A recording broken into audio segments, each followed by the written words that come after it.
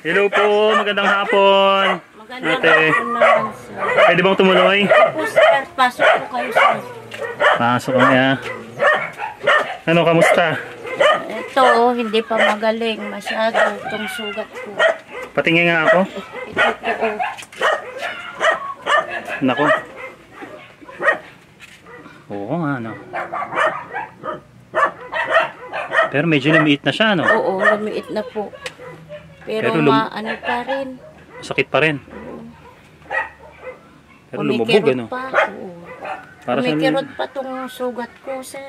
Ano yung mga iniinom mo ngayong gamot? Ito, sir. Oh, may Pinamix, sir. At saka amoxicillin. Amoxicillin. May betadine po na So, nagbigay. amoxicillin mo, ilan na lang? 2 piraso? Dalawang piraso na lang po. Okay. Sige. Ito, betadine. Pati nga ulit. Yung ano, sugat mo. Ayan. Sakit pa yan. Kaya nga, sir, makirot pa.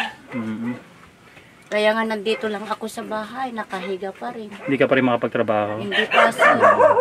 Dito pa ako, hindi pa nga ako nakaano ng higaan ko. Kasi nakahiga pa rin ako, sir.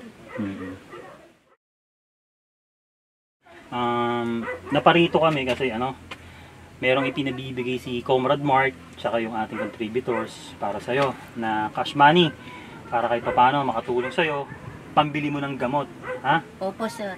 Sige, ito yung pinabibigay nila. Ito, gamitin mo to para ano, kahit paano Opo, sir. gumaling-galing ka na, ano? Opo, Makapagtrabaho ka ng maayos. Kaya nga, sir, hindi na ako nakakapagtrabaho. Sige. Oh, ganda mo yung kamay mo, ate. Bibilangin natin. Okay. 1, 2, 3, 4, 5, 6, 7, 8, 9, 10, 11, 1, 2, 3, 4, 11,400 pesos panggamot mo, ate. At pagaling ka na, ha? Opo, sir. Ayan. Saan na lang? Kasali ka magpasalamat. Maraming salamat po, sir, sa binigay nyo. May panggamot na ako, sir. Maraming salamat. Sana marami pa kayong matulungan na katulad ko. Ha? Opo, sir. Malaking tulong yan para sa iyo, ate, ha? Kasi Opo, sir. lalo na sa mga apo mo. Sakto yung anong gawin mo dyan, basta bumili ka ng gamot. Yan ang pinaka-importante, gamot, para makaano ka na. Gumaling ka na at gumalinhawa na yung pakiramdam mo, ha? Kaya nga, sir. Sige. Kaya malaking tulong ito, sir. Sige, ate, paano? Di na kami magtatagal. Sige, ate, ha? Una na kami, ha? Salamat, sir. Salamat. Welcome, ate, welcome. Ayan, syempre gusto rin natin magpasalamat sa ating mga contributors at lalong-lalo na kay Comrade Mark na patuloy pa rin itong programa natin. Opo, sir. Salamat, sir. Ito yung tulong na binigay nyo na sa akin, sir. Salamat. Okay. Sige. Paano natin mauna na kami, ha? Opo, sir. Sige, pagaling ka, ha? Opo, sir. Sige.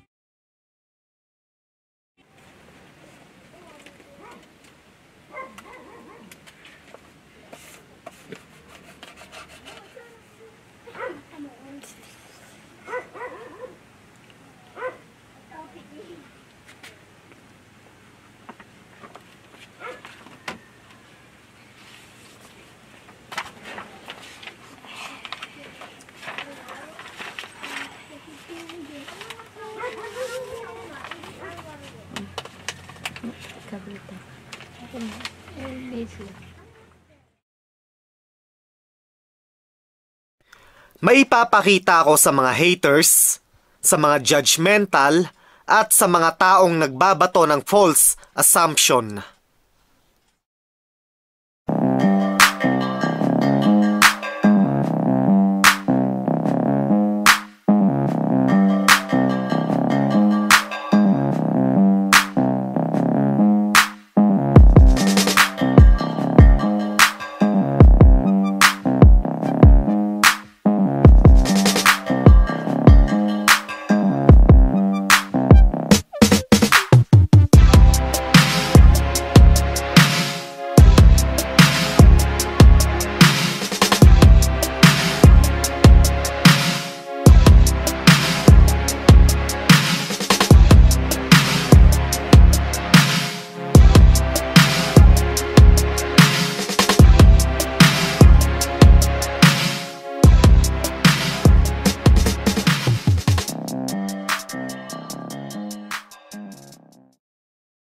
So ano, nakita nyo?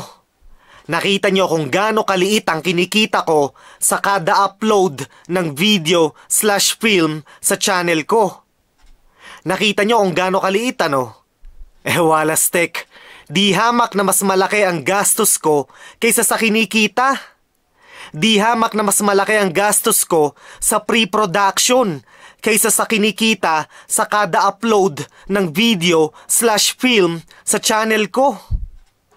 Teka, walas tek. Bakit ko nga ba ginamit ang salitang kinikita? The fact is, wala namang kinikita.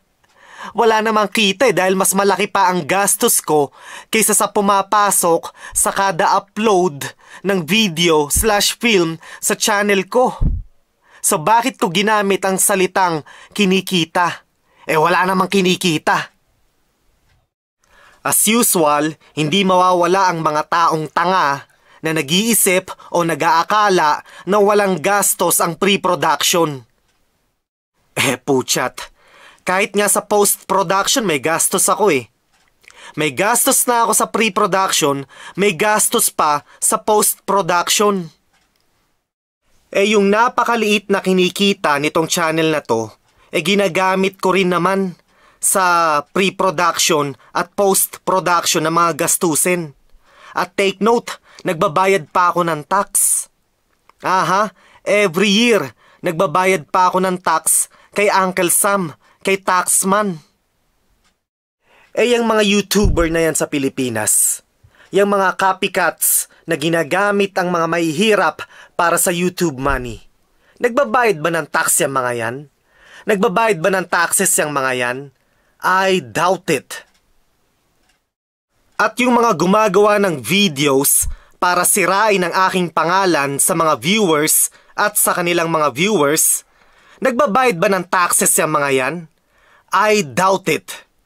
Well, kung kumikita sila sa mga videos o sa mga uploads nila, technically speaking, kailangan nilang kumuha ng business permit. Kapag kumikita ka ng pera mula sa isang bagay o mula sa isang pinagkakakitaan mo, technically speaking, kailangan mong kumuha ng business permit. May business permit ba yung mga yan? I doubt it. Nagbabayad ba ng taxes yung mga yan? I doubt it. Ang YouTube channel ko may business permit. Ang YouTube channel ko may business permit mula sa Los Angeles Office of Finance.